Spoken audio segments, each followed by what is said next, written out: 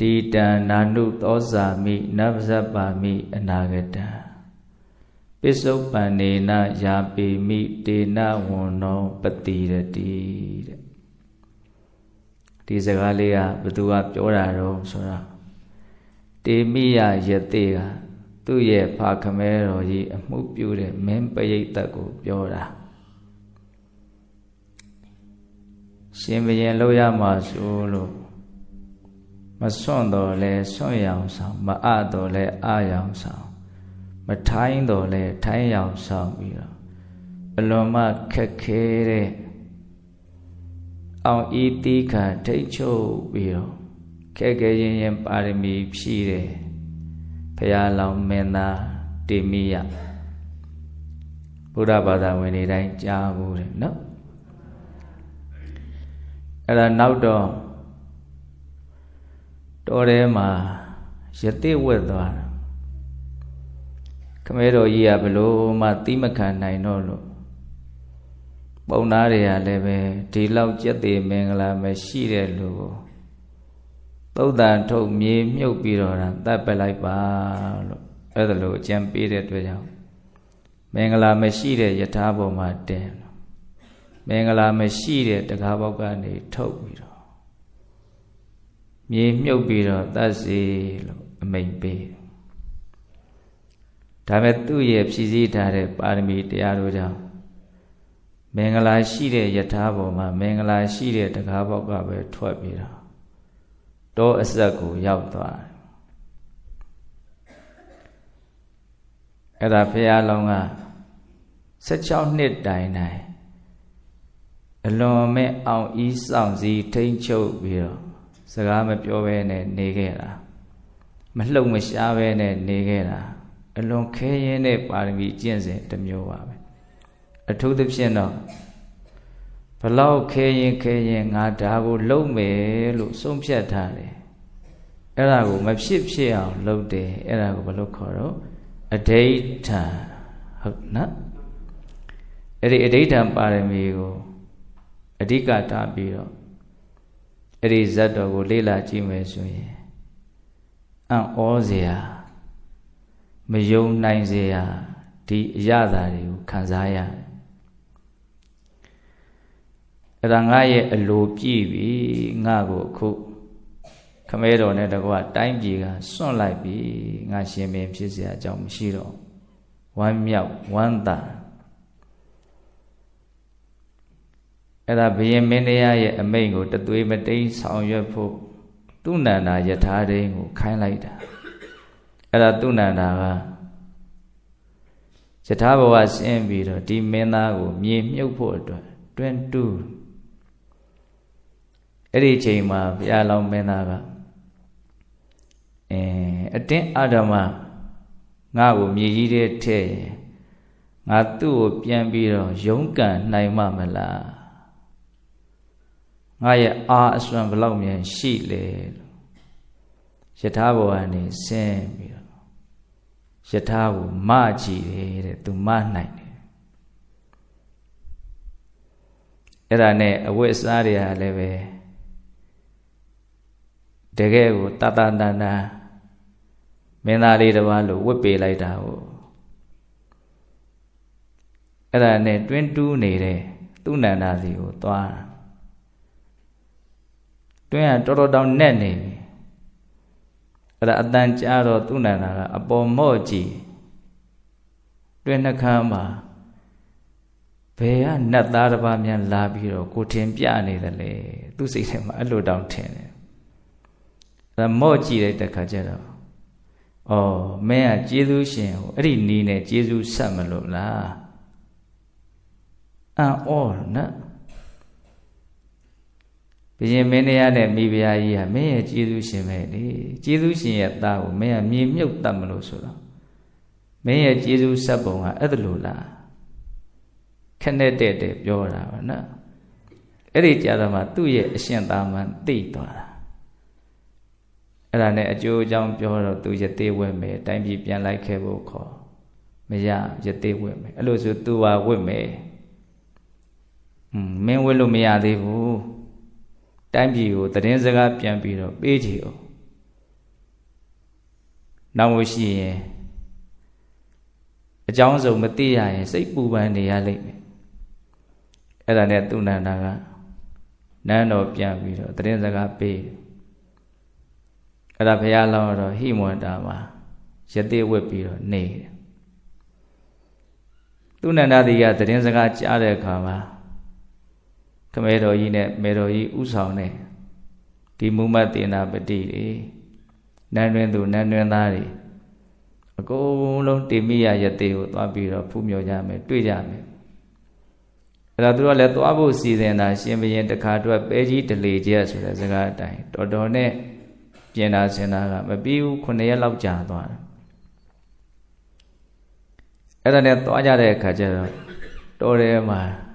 တိမိယယသိကိုတွေ့တဲ့အခါကျတော့အကုန်လုံးမနီမွေးမှာဝိုင်းပြီးတော့ထိုင်ကြအဲ့တော့တိမိယယသိကအဝတ်ပြုတဲ့အနေနဲ့သူ9ရက်ရှိပြီယသိဘဝနဲ့နေဒါသူဘာစားနေတယ်လဲဆိုတော့ကံပြင်းရွက်တယ်နော်အဲ့ဒီအရွက်ကလေးတွေခူးပြီးတော့ပြုတ်ပြီးတော့စားအဲ့ဒီကံပြင်းရွက်ပြုတ်ကလေးကိုအဝတ်ကြည်ပြုံဖို့ဆိုတဲ့အတွေးနဲ့တဲခင်းဧကံတော့ဘုရင်ကြီးကအဲ့ဒီကံပြင်းရွက်ပြုတ်ကိုဘယ်စားနိုင်မလို့စီမပါစားမပါအဲ့ဒါနဲ့နောက်လှည့်ပြီးတော့ကြည့်ပါအောင်ဒါငါသားစားတဲ့အစားအစာတွေအဲ့လိုမျိုးပြပြီးတော့တခါနဲ့သူ့ရဲ့သားရဲ့မျက်နှာတည်တည်ချာချာကြည့်ပြီးတော့သူ့ရဲ့စိတ်ထဲမှာမေခွန်းတစ်ခုမေးလို့တဲ့ဆန္ဒဖြစ်ပေါ်လာတယ်အဲ့ဒါဘာလဲဆိုတော့တောကြီးထဲမှာတယောက်တည်းနေပြီးတော့ဒီလိုခက်ထန်ကြမ်းတမ်းတဲ့အစားအစာကိုစားပြီးတော့နေတဲ့ဒီမင်းသားရဲ့မျက်နှာကအလုံးမကြည်လင်တန့်ရှင်းတောက်ပနေပါလားအဲ့ဒါဘာကြောင့်အဲ့လိုဖြစ်နေရတာတော့တကယ်ဆိုတောကြီးထဲမှာမက်သေးချင်းတွေရှိတယ်သားရဲ့တိရစ္ဆာန်တွေရှိတယ်မလုံးမချုံနဲ့စိတ်မချလက်မချနေရတဲ့အနေအထားစားရတောက်ရတာလည်းအလွန်မှကြမ်းတမ်းတဲ့အစာအာဟာ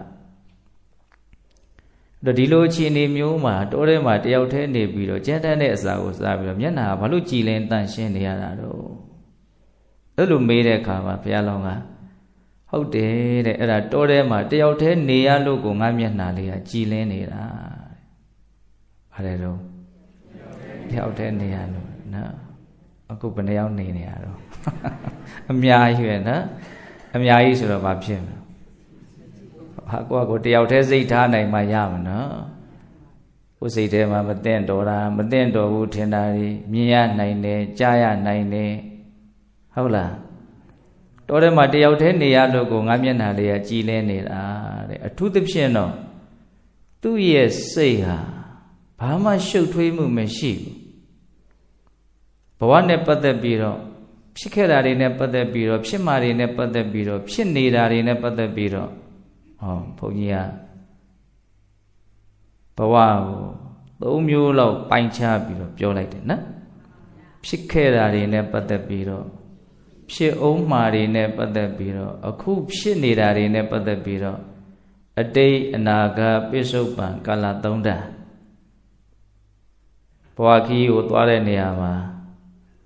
သွားခဲ့ပြီးသားခရီးစဉ်ကြီးပြန်ပြီးတော့သမင်လေပြန်လေးကြည့်လိုက်ပါဦးအဲ့ဒါကိုဘာခေါ်တော့အတိတ်နော်သွားရအောင်မယ်ရှေ့ဆက်ရမယ်ခီးကြီးကိုလည်းမျောမှန်းပြီးတော့ခြေပြားလေးထောက်ပြီးတော့ကြည့်လိုက်ပါဦးအနာဂတ်နော်အခုလောလောဆယ်ဘယ်လိုတွေဖြစ်နေတာတော့ဆိုတာလေးကိုလည်းပဲပြည့်စုံကြည့်လိုက်ပါဦးပစ္စုပ္ပန်အဲ့ဒါတေမိယမင်းသားကဘဝနဲ့ပတ်သက်ပြီးတော့ဖြစ်ခဲ့တာတွေဖြစ်အောင်မှာတွေအခုဖြစ်နေတာတွေဒါဆိုရင်မကြံတော့ဘူးနော်ဘဝကဖြစ်ခဲ့တာရဲ့ဖြစ်အောင်မှာရဲ့ဖြစ်နေတာရဲ့ဘာကြံသေးလဲအဲ့ဒါတွေရဲ့ပုံမှာသူဟာအလွန်မှမှန်မှန်ကန်ကန်မြင်ထားတယ်သိထားတယ်အဲ့ဒါကြောင့်မလို့သူ့မျက်နှာလေးကကြည်လင်တန့်ရှင်းနေတာတဲ့ဖြစ်ခဲ့တာတွေနဲ့ပတ်သက်ပြီးတော့သူဘလို့မြင်တယ်လဲဖြစ်ဦးမှာတွေနဲ့ပတ်သက်ပြီးတော့သူဘလို့မြင်တယ်လဲအခုဖြစ်နေတာတွေနဲ့ပတ်သက်ပြီးတော့သူဘလို့မြင်တယ်လဲ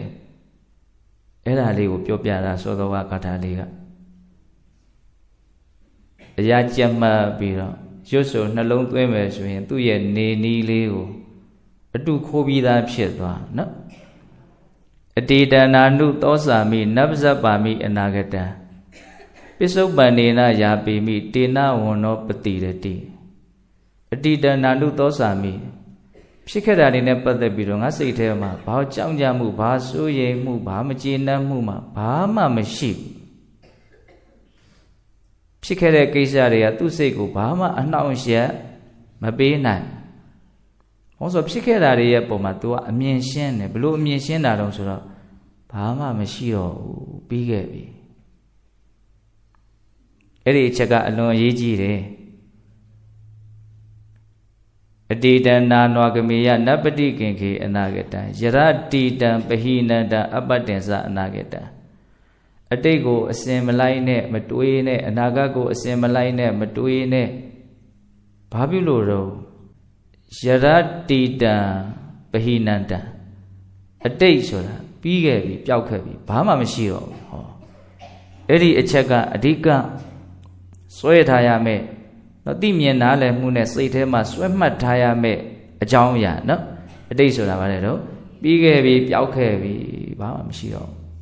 အဲ့ဒါကိုရှင်းရှင်းလင်းလင်းသိရင်စောစောကအတိတ်နဲ့ပတ်သက်ပြီးတော့မကျေနပ်တာတွေကျေနပ်တာတွေရှုပ်ထွေးတာတွေပူလောင်တာတွေဘာမှဖြစ်စရာအကြောင်းမရှိဘူးအတိတ်ရဲ့အကြောင်းကိုသာအမှန်သိရင်အတိတ်ကကိုယ့်ကိုနှိပ်စက်နိုင်မှာမဟုတ်ဘူးအဲ့တော့အတိတ်ရဲ့အကြောင်းကိုအမှန်သိတယ်ဆိုတာဘယ်လိုသိမှအမှန်သိရရောက်မှာလဲဘာမှမရှိတော့ဘူးလို့သိဖို့ပဲအဲ့ဒါအယိုးရှင်းဆုံးနဲ့အမှန်ကန်ဆုံးပဲရှောက်ပြီးတော့ဝိလဲခတ်ပြီးတော့ထင်မိထင်ရတွေရှောက်တွေးပြီးတော့မြင်မနေနဲ့အတိတ်ဆိုတာဘာလဲတော့ဘာမှမရှိတော့မနေ့ကဖြစ်ခဲ့တာမှဘာမှမရှိတော့တာမဟုတ်ဘူးစောစောကဖြစ်ခဲ့တာလည်းဘာမှမရှိတော့ခုတင်ဖြစ်ခဲ့တာလည်းဘာမှမရှိတော့အဲ့ဒါလို့အတိတ်ရဲ့အပေါ်မှာအမြင်ရှင်းတဲ့အတွက်ကြောင့်အတိတနာနုသောစာမိအတိတ်ကသူ့ကိုစိုးရင်အောင်မလုပ်နိုင်ပါဘူးတဲ့အတိတ်ကြောင့်သူ့စိတ်ထဲမှာဆင်းရဲတယ်ပူလောင်တယ်ဆိုတာမရှိဘူးအတိတနာနုသောစာမိနဗ္ဗဇပါမိအနာဂတံအနာဂတ်နဲ့ပတ်သက်ပြီးတော့လေဘာတောင့်တကြောင်ကြမှုမှငါစိတ်ထဲမှာမရှိဘူးဟောဆိုအနာဂတ်ရဲ့ပုံမှာလဲ तू အမြင်ရှင်းတယ်ဘလို့အမြင်ရှင်းတာတော့ယရတိတံပဟိနန္တအပ္ပတင်္စအနာဂတံအနာဂတ်ဆိုတာတကယ်ဖြစ်မလာသေးဘူးတဲ့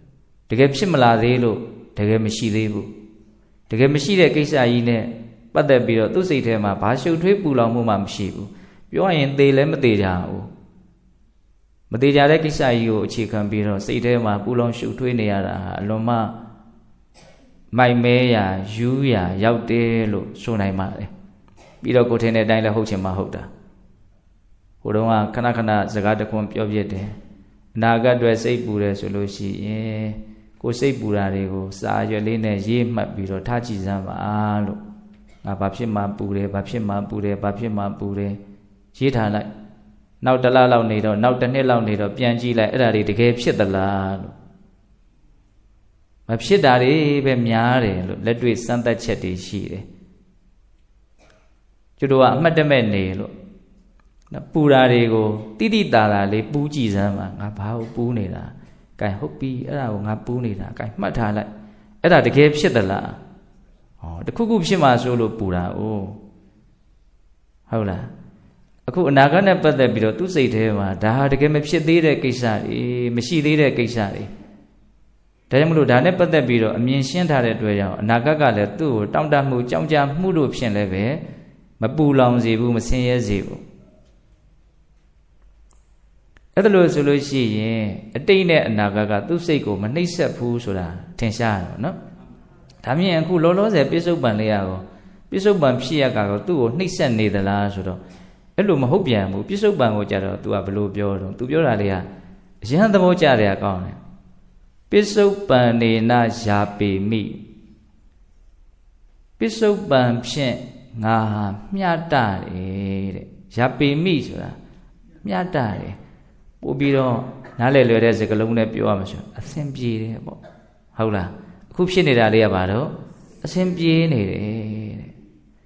တကယ်တမ်းကတော့များသောအားဖြင့်အဆင်ကပြေးနေတဲ့ပစ္စုပန်ကတော့ပြေးတာများပါလေသူကြမသူယောဂအရင်နှိမ့်ဆက်နေတယ်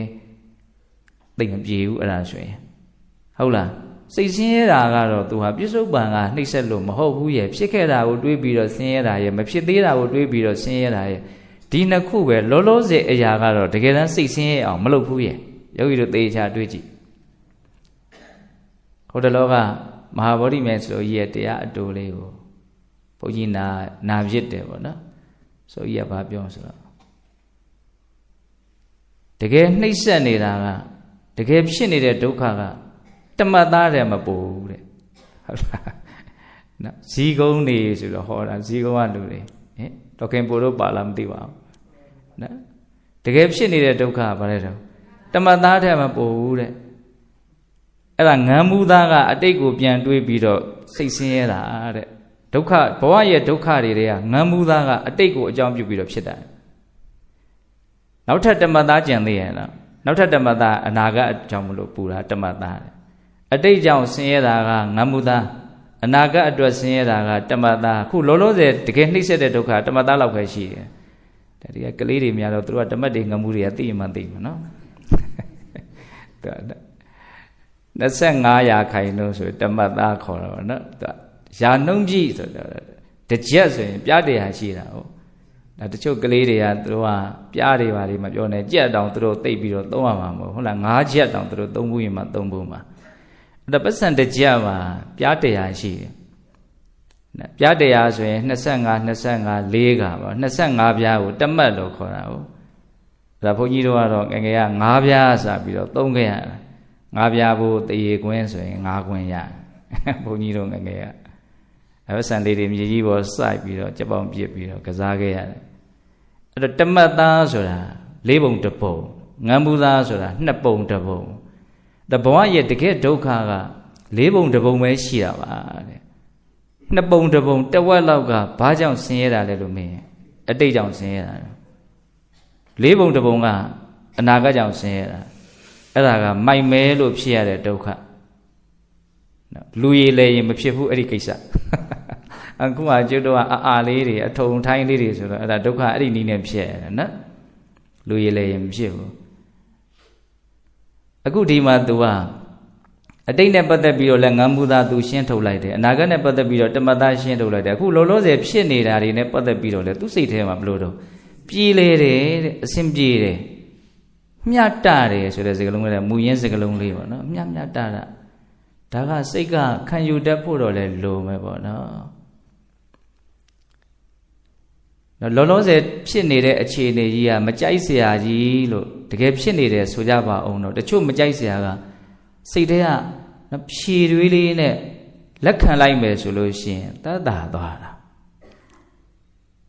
ပြစ္ဆုတ်ပံကိုရင်ဆိုင်တတ်ဖို့ကလည်းလိုသေးရဲ့နော်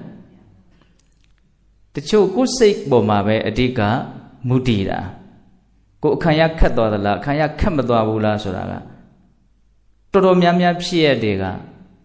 တွေ့ကြုံနေရတဲ့အတွေ့အကြုံတွေကြောင့်ဆိုတာထက်ဒီအတွေ့အကြုံမှာကိုဘလို့သဘောထားသလဲကိုရဲ့ပင်ကိုစိတ်အခြေအနေလေးပေါ်မှာမူတည်တယ်ဘလောက်ခံရခက်သွားလဲခက်မသွားဘူးလဲဆိုတာဆရာတော်ဥဇတိကဟောတဲ့တရားလေးငငယ်ရစကောင်းတဲ့ဆိုရင်စိတ်တွေဆင်းရဲနေပြီပူလောင်နေပြီဆိုရင်မြင်ရတာတွေကလည်းစိတ်ဆင်းရဲတရားတွေပဲ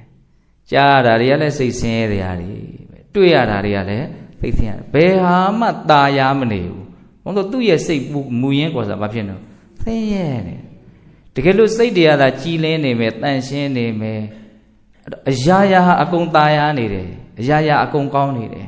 မြင်ရတဲ့မြင်ကွင်းလေးကလည်းဩตาရလိုက်တာဆိုတော့ကြီးကဘယ်လောက်တောင်ပြောတော့တိရွက်လေးတွေလှုပ်နေတာကြည့်ပြီးတော့တောင်ပျော်တယ်တဲ့ငှက်တန်လေးတွေကြားတာနားထောင်ပြီးတော့တောင်ပျော်တယ်စိတ်ထဲမှာအလွန်ချမ်းသာနေတယ်မြင်ရတာတွေကလည်းချမ်းသာတယ်ကြားရတာတွေကလည်းချမ်းသာမှုကိုဖြစ်စေတယ်အဓိကပြစ္ဆုတ်ပံကိုအစဉ်ပြေပြေရင်ဆိုင်ဖို့ကလည်းပဲအကြောင်းအားလျော်ဆိုတာတွေ့ရကြုံရတဲ့အခြေအနေအရရက်တဲ့အဲ့ဒီအတွေ့အကြုံတွေမှာကိုဘလို့သဘောထားသလဲဆိုတဲ့ကိုယ်စိတ်ထားလေးကပိုးပြီးတော့မှကိုယ်စိတ်ရဲ့ချမ်းသာခြင်းဆင်းရဲခြင်းရဲ့ပုံမှာပိုးပြီးတော့အားကြီးတဲ့အကြောင်းတရားတွေနဲ့သူဖြစ်ပေါ်နေတယ်အကျိုးကျေးဇူးပြုနေတယ်သူပို့ပြီးတော့အဓိကကြတယ်အဲ့ဒီအချက်ကိုလည်းမြင်ရမယ်နော်ဒါကြောင့်ယောနိသောမနတိကာရနှလုံးသွင်းမှန်တယ်အတွေးကောင်းတယ်အမြင်ကောင်းတယ်ဆိုလို့ရှိရင်ပြစ္ဆုတ်ပံကိုလည်းပဲ သူဟာချမ်းသာတဲ့အဖြေတစ်ခုထွက်အောင်ရင်ဆိုင်နိုင်မယ်ပေါ့ကိုယ့်ရဲ့သူ့စိတ်ဓာတ်ကမှားယွင်းနေတဲ့ညံ့ဖျင်းနေတယ်ဆိုရင်တွေးကြုံရတဲ့အတွေ့အကြုံတိုင်းကသူ့စိတ်ကိုမတတ်မတာဖြစ်စေမဲ့အစင်မပြေဖြစ်စေမဲ့အရာတွေ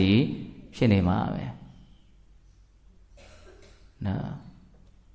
အဲ့တော့ဒါကလည်းပဲပြစ္ဆုတ်ပံကိုရင်ဆိုင်တဲ့အခါမှာပင်ကိုအခြေခံလောကရဲ့ပုံမှာဘဝရဲ့ပုံမှာမြင်တဲ့အမြင်မှန်လေးတွေအားကောင်းထားမယ်ဆိုရင်တုံးတန်ယုံဟာကအစင်ရဲပါဘူးဟုတ်လားခုဒီမှာသူပြောတဲ့စကားလေးမှတ်တာနော်အတ္တနာနုသောစာမိဖြစ်ခဲ့တာတွေကလည်းသူ့စိတ်ကိုစိုးရင်အောင်လုံးနိုင်နဗ္ဗဇပါမိအနာဂတအနာဂတ်ကိုလည်းဘာမှတောင့်တကြောင်ကြမှုနဲ့ပူပန်းနေတာမရှိဘူးဘာဘူးလို့တော့အတိတ်ကိုမရှိတော့ဘူးလို့သူသိတယ်အနာဂတ်ကိုမရောက်သေးဘူးလို့သူသိတယ်ဟောအခုလောလောဆယ်ရင်ဆိုင်နေရတဲ့ပြစ္ဆုတ်ပံကိုလည်းပဲသူဘလို့သဘောထားတယ်လေမြတ်တာပါတယ်တဲ့အဆင်ပြေပါတယ်ဟုတ်ပါတယ်တော်တော်များများကတော့အဆင်ပြေတယ်ဆိုရင်ပြေးသွားတာပါပဲအဆင်မပြေဘူးဆိုတော့လည်းမပြေဘူးပေါ့ဟုတ်တယ်မို့လားအဲ့ဒါကြောင့်မလို့တေနဝန္နောပတိရတိငါရဲ့မျက်နှာလေးကကြည်လင်းနေတာတဲ့ယောဂီတို့အဲ့ဒါကိုမှတ်ရမယ်နော်ဖြစ်ခဲ့တဲ့ကိစ္စတွေအဖြစ်သေးတဲ့ကိစ္စတွေအခုဖြစ်နေတဲ့ကိစ္စတွေဒါတွေရဲ့ပုံမှာသူ့ရဲ့စိတ်သဘောထားတွေကအလွန်မှမှန်ကန်တဲ့အတွက်ကြောင့်ရိုးရှင်းတဲ့အတွက်ကြောင့်သူ့စိတ်ဟာပူလောင်နေတာပင်ပန်းနေတာမရှိဘူးပြောရရင်စိတ်ဟာကြည်လင်းနေတယ်အေးချမ်းနေတယ်အဲ့တော့ကြည်လင်မှုအေးချမ်းမှုရဲ့ကြည်လင်မှုအေးချမ်းမှုရှိတဲ့စိတ်ရဲ့မိယာဒီရုပ်ဟာလည်းပဲကြည်လင်သွားတယ်စိတ်ကရုပ်ပေါ်မှာအကြီးကြီးလွှမ်းမိုးနိုင်တယ်ဟုတ်တယ်စိတ်ညစ်ရင်ညစ်တဲ့ရုပ်ကလေးပေါက်သွားတာစိတ်ကြီးကိုမမြင်ရတော့လည်းပဲစိတ်မှီနေတဲ့ဒီရုပ်ကြီးကိုစိတ်ရဲ့စွမ်းအားအာနိသင်ရဲ့အစွမ်းကြောင့်ပြောင်းလဲမှုဖြစ်သွားတယ်ဆိုတာကိုကျွတ်တို့မြင်နိုင်မို့လားမြင်နိုင်တယ်စိတ်ကြည်လင်နေတယ်စိတ်ချမ်းသာနေတယ်ဆိုရင်လည်းချမ်းသာတဲ့ရုပ်ကလေးကပေါက်နေတာပါပဲဟုတ်ရဲ့လားအဲ့ဒါသူဆက်ပြီးတော့ပြောတယ်အနာဂတပဇ္ဇပါယအတိတတနုသောဆန္ဒဣတိနာဘာလာတုတ်တန်တိနလောဝဟရိတောလူတော်လောကမှာဖြစ်ပေါ်နေတဲ့သဘာဝတရားတွေရဲ့အကြောင်းကိုဖြစ်ပေါ်နေတဲ့သဘာဝတရားတွေဆိုတာဘဝကိုပြောတာနော်ကိုဘာတွေဖြစ်ခဲ့တယ်လဲဘလို့ဖြစ်သွားတာလဲအခုဘလို့ဖြစ်နေတာလဲအဲ့ဒါတွေကိုသိရမယ်အခုအဲ့ဒါတွေသိဖို့တရားအထုတ်တယ်အဲ့ဒါတွေကိုမသိကြမမြင်ကြတဲ့နားမလည်ကြတဲ့ပုံကိုယ်တွေကိုသူကဒီနေ့မှာဘာလလို့သုံးတယ်လူမိုက်ပေါ့အဲ့ဒီမိုက်မဲတဲ့ပုံကိုယ်တွေဟာအနာဂတပဇ္ဇပါယမဖြစ်သေးတာနဲ့ပတ်သက်ပြီးတော့လည်းသူတို့မှာအလွန်မျှော်မှန်းချက်တွေထင်စားချက်တွေယုံမှားချက်တွေနဲ့အများကြီးစိုးရိမ်နေတာကြောက်ကြနေတာတွေရှိတယ်။ဘာမှဖြစ်သွားမှလေလေဖြစ်ပါမလားသူတို့မှာပြောရရင်မြင့်မြတ်တဲ့အလုပ်စိတ်အလုပ်ကလည်းအလွန်မှနဲတဲ့အတွက်ကြောင့်အနာဂတ်ကိုတွေးပူဖို့အတွက်အချိန်နေရလဲရတယ်ပေါ့စဉ်းစားတခါလေးအချိန်မရှိဘူးသာပြောတာအနာဂတ်အတွက်တွေးပူဖို့တော့အချိန်လေးရှိရနော်သိမ့်ပြေနေပြေကိုတွေးပြီးတော့ပူနေတာဟုတ်လားအဲတချို့လူတွေကအနာဂတပဇ္ဇပါယအနာဂတ်ကိုတောင့်တကြောက်ကြပြီးတော့ပူလောင်နေကြတယ်အတ္တတနုသောဆန္ဒဖြစ်ခဲ့တာတွေနဲ့ပတ်သက်ပြီးတော့သူတို့စိတ်ထဲမှာမကျေနပ်ချက်တွေအကြီးအကျယ်လွှမ်းမိုးတယ်ရင်မှုမှုတွေကလည်းအကြီးအကျယ်လွှမ်းမိုးတယ်ဟောလောဘဒေါသနဲ့ပဲအတိတ်ကိုသူတို့ရှုမြင်သုံးသပ်နေကြတာဟုတ်လားအဲ့ဒါလို့အတိတ်ရဲ့ပူလောင်မှုခါသီးမှုအနာဂတ်ရဲ့နော်ပူလောင်မှုတွေကိုမိုက်မဲမှုကနေတဆင့်ယူငင်းနေကြတယ်ယူဆောင်နေကြတယ်ဒီလူမိုက်တွေဟာတဲ့ဘလို့ဖြစ်နေတုံးဆိုတော့နှလုံးမှာဟယ်ရီတော်လူတော်ရှိတ်ဖြတ်ထားတဲ့ကျူရိုးတွေလို့သူတို့ရဲ့ပုံပန်းတရံတွေဟာညှိုးနွမ်းနေကြတယ်တဲ့လန်းလန်းဆန်းဆန်းမရှိဘူးတဲ့ဟုတ်လားဘယ်သူပြောတာတော့တေမိယယတိပြောတာနော်အများကြီးပဲသူ့ရဲ့ခမဲတော်ကြီးကိုတရားတွေဟောတာ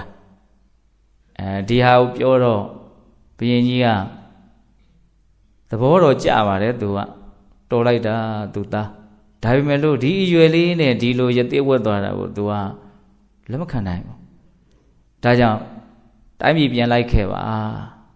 ရှင်ဘုရင်လုပ်ပါငယ်ပါသေးတယ်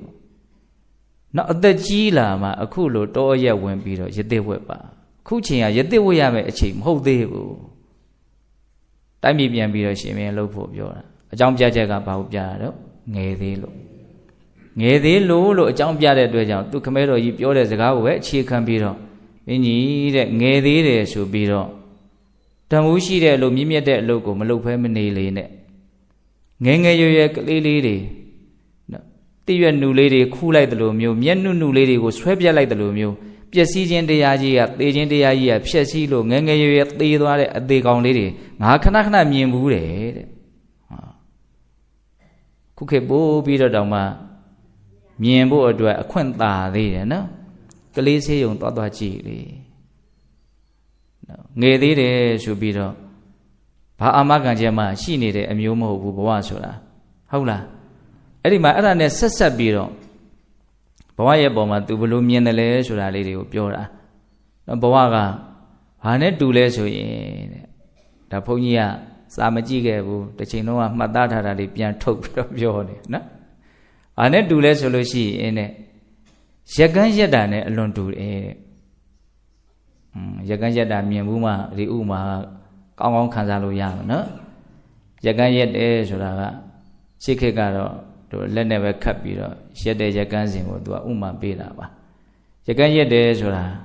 တိုင်ကြီးဆိုပြီးတော့ရှိတယ်ခြေတွေကိုအရင်ဟောလှုပ်ထားရတယ်ခြေတို့အရှိကြီးလှုပ်ထားတယ်ကိုရဲ့ရကျင်တဲ့အစင်လေးအတိုင်းအဲ့ဒါကိုဒီကနှက်ဆိုတဲ့ဟာကြီးရှိတယ်အဲ့ဒီထဲမှာသူကဒီဘက်အစွန်ဆုံးကြိုးကဘာရောင်ပြီးရင်ဘလို့အယောင်ရကျင်တယ်ဘလို့အကွက်ဖော်ကျင်တယ်ဆိုရင်သူအဲ့ဒီတိုင်းခြေကိုအရင်တန်းထားလိုက်တာဟုတ်လားအဲ့ဒီနှက်ကသူကကြိုးတွေပါပဲသူကအဲ့ဒါသူကနှက်လွှားရှိတယ်အဲ့ဒါအပေါ်တင်တဲ့နှက်ရှိတယ်အောက်ကိုဆွဲချတဲ့နှက်ရှိတယ်အဲ့ဒါခြေနှင်းကလေးနဲ့ဘုရားကောင်းကောင်းကျွမ်းကျင်တဲ့အဲ့ဒီကိစ္စကိုငယ်ကအမအမြဲတမ်းရက်ကန်းရှက်နေတာဆိုတဲ့အခါကျတော့အဲ့ဒီရဲ့ဒီဘက်မှာမှသူကရသွားဆိုတာရှိတယ်ဝါးလေးကိုလှုပ်ထားအဲ့ဒါဒီကခြေထောက်နဲ့နင်းလိုက်တယ်ဆိုရင်ခြေကအပေါ်တသက်အောက်တသက်ဖြဲပေးလိုက်တာပေါ့အဲ့ဒီထဲမှာဒီကလွန်းဆိုတာရှိတယ်အဲ့ဒီလွန်းထဲမှာရက်ဖောက်ဆိုတာရှိတယ်ရက်ဖောက်ဆိုတာတွေကခြေလုံးတေးသေးလေးပေါ့အဲ့ဒါလည်းအယောင်မျိုးစုံပေါ့နော်အဲ့ဒါတွေကပြစ်ထည့်လိုက်တယ်ဟိုဘက်ကလက်ကယူတယ်ပြီးရင်ရသွားကိုဒိုင်းဆိုတော့ခတ်လိုက်တယ်အဲ့ဒါခြေထောက်တစ်ခုဟိုခြေတစ်ခုရက်ပြီးသားဖြစ်သွားတယ်အဲ့ဒါကိုဖောက်ခြေလို့ခေါ်တယ်ဒီလိုသွားတာတိုင်ခြေဒီလိုသွားတာဖောက်ခြေအဲ့ဒါပြီးတော့ဒီဘက်ညာလက်ကဘယ်ဘက်ကတစ်ခါပြန်ပြီးတော့ဟိုထဲကိုထည့်လိုက်တယ်ဒီဘက်လက်ကဆွဲထုတ်ပြီးတော့ချပြီးတော့ဒိုင်းဆိုတော့ခတ်လိုက်တယ်လွန်းပြန်ကြတော့အဲ့လိုလက်နဲ့ခတ်ဆရာမလို့ဒိုင်းနဲ့သွားနေတယ်သူကအဲ့တော့အဓိပ္ပာယ်ကဘာလဲဆိုတော့ဒီတိုင်ကြီးပေါ်မှာဖောက်ချီဟာတပင်ပြီးတပင်သွားတယ်ခတ်တယ်အဲ့လိုဆိုရင်တပင်ခတ်လိုက်တိုင်းတိုင်ကြီးဟာတပင်စာလက်ကြံဟာတူသွားတယ်နောက်ရက်ပြီးသွားပြီဆိုတော့ရက်လို့ကိုမရတော့ဘူးခြေလေးတိုင်ကြီးလေးကတူတူလေးပဲကြံတော့တယ်အဲ့တော့ဘာလို့အောင်ဆိုတော့အဲ့ဒါတွေစုစည်းပြီးတော့ကျိုးအငှားနဲ့ခြီထားတဲ့ရက်ကန်းစင်မှာတော့ဘာပြောကျင်တာတော့ဒီက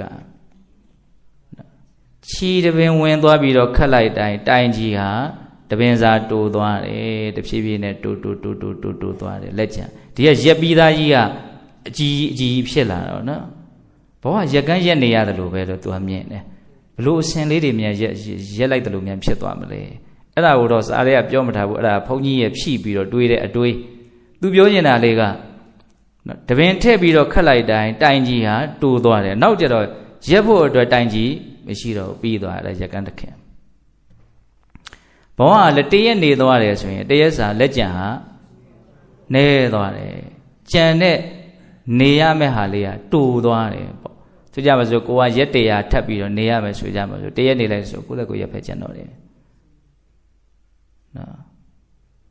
ဒီရက်ကန်းတစ်စင်သာသူလှုပ်ထားတယ်ဖောက်ချီပေါင်းတသိန်းလောက်သူရက်ရင်ပြည့်သွားမယ်တိုင်ကြီးကိုလည်းအဲ့လောက်ဖက်လှုပ်ထားတယ်ဘယ်နဲ့တောင်းသားလှုပ်ထားတယ်နော်ခြီလေးတပင်ဝင်သွားတိုင်းအဲ့ဒါတရက်မှာဘာမှပြီးတာမဟုတ်ဘူးနော်အဲ့ဒါကိုဥမာပေးတာနော်ဒါကြောင့်တရက်ကုံသွားတိုင်းနေရမယ့်ဟာတူသွားတယ်နဲသွားတယ်အဲ့ဒါကိုတူကတရက်လို့မမြင်မဲနဲ့တဏှာကြီးနေလိုက်ပြီဆိုရင်လည်းတဏှာကြီးစားကုံသွားပြီတနည်းအားဖြင့်လက်ကြံဟာတဏှာကြီးစားပို့ပြီးတော့နဲသွားပြီတူတောင်းသွားပြီဘဝကိုနှစ်နဲ့တိုင်းတာရတာမေ့လျော့မှုကိုပို့ပြီးတော့အားကောင်းစေတယ်လို့ထင်မိတယ်ဟုတ်လားလနဲ့ရက်နဲ့နာရီနဲ့မိနစ်နဲ့စက္ကန့်နဲ့ အသက်ကိုငါဘယ်နဲ့စက္ကန့်ရှိပြီလို့မြန်ပြောတဲ့ထုံးစမ်းစင်လာရှိမယ်ဆိုလို့ရှိရင်ဟာတော်တော်ပြောနေရုံပဲနော်ငါဘယ်နဲ့စက္ကန့်ရှိပြီနောက်ထပ်ဘယ်နဲ့စက္ကန့်ကျန်တော့တယ်ကဲအဲ့ဒါတော့များလုံးပါလေငါဘယ်နဲ့နာရီရှိပြီလူဘဝကြီးရောက်ခဲ့တာနာရီနဲ့ခြီးပြီးတော့မပြောဘူးခုကဘာနဲ့ခြီးပြီးတော့နှစ်နဲ့ခြီးပြီးတော့ပြောတာနှစ်နဲ့ခြီးပြီးတော့ပြောတယ်တမေတမောကြီးပေါ့တစ်နှစ်ပတ်လဲဆိုရင်သူကပြောတော့ပြောရသေးတယ်ဟုတ်လားဗျမွေးနေလာပြန်ပြီးမွေးနေရဟုတ်လားကင်ထားတော့အချိန်ကစေ့နေပြီနော်အဲ့တော့ပြောရင်တာပါတော့ဘဝရဲ့အပေါ်မှာအမြဲတမ်းကုန်ခန်းလိုက်နေတယ်နေရမယ့်အခြေအနေလေးကမသေးကြရတဲ့အထဲဘာဖြစ်နေတော့သေကြတာတခုကအမြဲတမ်းနဲနေလိုက်နေတယ်လက်ကြံများလားနဲလားမသိရတဲ့အထဲလက်ကြံနဲသည်ဖြစ်သည်များသည်ဖြစ်စေသေကြတာကအဲ့ဒီနဲတာတွေကလည်းပဲအမြဲတမ်းကုန်နေတာအဆုံးတော့မြန်မြန်ပျက်စီးခြင်းနဲ့တွေ့မှာပေါ့နော်များတယ်ဆိုတော့လည်းပဲအဲ့ဒီများတာတွေကလည်းပုံမှန်အမြဲတမ်းကုန်နေတယ်ဒီသဘောလေးကိုသူကထင်ရှားအောင်ခမဲတော်မင်းကြီးကိုပြောတာနောက်ဆုံးအတူချုပ်လိုက်မယ်ဆိုရင်တော့သူပြောတဲ့တရားကိုသဘောပေါက်တဲ့အတွက်ကြောင့်ဒီမင်းမိဖုရားနဲ့တကွာမူမသေနာပတိတိုင်းပြည်အကုန်လုံးရသေးဝကြတာဒီတိုင်းပြည်ကိုလာပြီးတော့ဘေးတိုင်းပြည်ကလာသိမ်းဖို့ကြိုးစားတော့လူလည်းမရှိဘူးဟောအရန်ဆန်းကျင်တဲ့အံ့ဩစရာကောင်းတဲ့ဖြစ်ရကြီးတစ်ခုပေါ့နော်ဘယ်ရောက်သွားတာတုံးလူတွေနော်သေတောက်ကျူးတွေလောက်မူယူနေတဲ့လူတွေလောက်အထိုက်လျောက်ပဲကြံတယ်ပေါ့ပုံမှန်သိဉာဏ်ရှိတဲ့လူတွေအကုန်လုံးတိမိယရသေးနောက်လိုက်သွားကြတာအဲ့ဒါသူတို့အဲ့ဒီသတင်းကြားတဲ့အခါကျတော့စိတ်ထဲမှာဘာလို့ဒီကိစ္စကြီးကဒီလိုကြီးဖြစ်တာတော့ဒါဘလို့လဲပေါ့စိတ်ထဲမှာဘလို့ဖြေရအောင်ဆိုဒါအလွန်မြင့်မြတ်တဲ့ကိစ္စဖြစ်မယ်ပေါ့နော်အဲ့ဒါနဲ့ဒီရသေးရဲ့ပုံမှာယုံကြည်မှုရတဲ့တို့ကြောင့်သူတို့လည်းပဲလိုက်သွားတယ်အဲ့ဒါ9ပြည်တောင်ရသေးရဟန်းပြုကြတယ်ပရိသတ်အလွန်ကြီးတယ်လို့ပြောတယ်အဲ့ဒါဇန်နဲ့ကြွကြွပြီးတော့ဖြစ်နေတဲ့ဒီသူ့တပည့်တွေရဲ့စိတ်ကိုဓာတ်ရိုက်ကြည့်ပြီးတော့နော်ဘယ်ဟာတွေများနေတယ်ဘယ်ဟာတွေလျှော့လိုက်အောင်ဘလို့လုပ်ဘယ်ဟာတွေလွဲနေတယ်လမ်းကြောင်းတဲ့ပေးတယ်လို့ပြောတယ်နော်အံ့ဩစရာကြီးအဲ့ဒီတုန်းကတော့ဘုရားလောင်းကသူ့ရဲ့ပိဋကတ်ကိုဘယ်ထိရအောင်သူပို့တာတော့ဆိုတော့ဗြဟ္မပြည်ပို့တာပေါ့နော်ဘုရားဖြစ်ပြီဆိုတော့သူ့ပိဋကတ်ကိုဘယ်ပို့တာတော့နိဗ္ဗာန်និရောဓအငြိမ့်တဘဝဒုက္ခတွေချုပ်ငြိမ်းရေးစီကိုဥတည်ပြီးတော့မြတ်စွာဘုရားပို့ဆောင်ဒါလေးတွေကိုမြင်ရမယ်နော်အဲ့တော့ဒီနေ့စွမ်းနုမောဒနာတရားကဘာတဲ့တော့တေမိယဇတ်မှာလာတဲ့နော်စဉ်းစားဆင်ခြင်စရာကောင်းတဲ့အကြောင်းအရာလေးတွေနောက်ပိုင်းလာလေးကတော့ဖြည့်ဆွက်ပြီးတော့ပြောလိုက်တာပါတကယ်ပြောချင်တာပါတော့အတိတ်ကိုမရှိတော့ဘူးလို့နားလည်ရမယ်အနာဂတ်ကိုမရှိသေးဘူးဖြစ်သေးဘူးလို့နားလည်ရမယ်ပြစ္ဆုတ်ပံကိုလည်းပဲတင့်တော်တဲ့အတွေးအမြင်လေးနဲ့ရင်ဆိုင်တက်ရမယ်ဟုတ်လားအတိတံနာနုသောစာမိနဗ္ဗဇပ္ပါမိအနာဂတံပိစ္ဆုတ်ပံနေနယာပေမိတေနဝန္နောပတိရတိအတိတ်နဲ့ပတ်သက်ပြီးတော့ဘာမှမဆင်းရဲဘူးအနာဂတ်နဲ့ပတ်သက်ပြီးတော့လည်းဘာမှမဆင်းရဲဘူးအခုပိစ္ဆုတ်ပံကလေးနဲ့လည်းသူ့ရဲ့စိတ်ကမျှတပါတယ်ဒါကြောင့်မလို့သူ့ရဲ့မျက်နှာအရည်အစင်းဟာကြည်လင်းနေတယ်နောက်အတိတ်ကိုတွေးပြီးတော့တခါတယ်ဆိုရင်ကြောက်ကြမှုတွေနဲ့မကျေနပ်မှုတွေနဲ့လောင်နေကြမယ်ဆိုရင်အနာဂတ်ကိုတွေးပြီးတော့ဆိုရင်ကြောက်ကြမှုတွေနဲ့ပူလောင်နေကြမယ်ဆိုရင်ဒီလိုပုံကိုယ်တွေကရိပ်ဖြတ်ထားတဲ့ကျူရိုးတွေလို့အမြဲတမ်းညှိုးနွမ်းနေကြမယ်သူတို့ဘဝဘာဆိုပြင်းမှုမှမရှိဘူးအနာဂတပဇ္ဇပါယအတိတတနုသောသနာဣဒေနာဘာလာတုတ်တန်တိနလောဝဟရိတောလူတော်တဲ့ပညာရှိတဲ့လူနဲ့ပညာမဲ့တဲ့လူတွေရဲ့ဘဝရဲ့ပုံမှာနေထိုင်ဖို့လို့ဆိုနိုင်မို့လားပညာရှိကြောင်းလေးကိုကြည်လင်အေးချမ်းတဲ့ရုပ်ရည်ကိုပြသရင်းနဲ့နေထိုင်နိုင်ရမယ်ပေါ့ဒါလေးကိုအဓိကပြောရင်လည်းနော်ဒါကြောင့်အတိတ်ကိုမရှိတော့ဘူးလို့နားလည်အောင်ကြိုးစားနိုင်ကြတယ်အနာဂတ်ကိုမရောက်သေးဘူးလို့ရှင်းရှင်းလင်းလင်းသိအောင်ကြိုးစားနိုင်ကြတယ်ပြစ္ဆုတ်ပံနဲ့လည်းပဲတင့်တော်တဲ့အတွေးအမြင်နဲ့မျှတနိုင်ကြတယ်သူတော်ကောင်းတွေဖြစ်ကြပါစေလို့ဘုန်းကြီးတို့ဆန္ဒပြုပြီးတော့ဒီကနေ့ပြုကြရတဲ့ကုသိုလ်ကောင်းမှုအစုစုတို့ရဲ့စွမ်းတတ္တိကြောင့်ဘုရားတပည့်တော်တို့ဒီမဲ့ညာပုညံမျက်နှိပ်ပံကိုလင်းမြန်ထုတ်ချောက်မျက်မှောက်ပြုရစေကုန်သောဟုပတ္တနာအောင်စုပြုကြခုံရာတတိ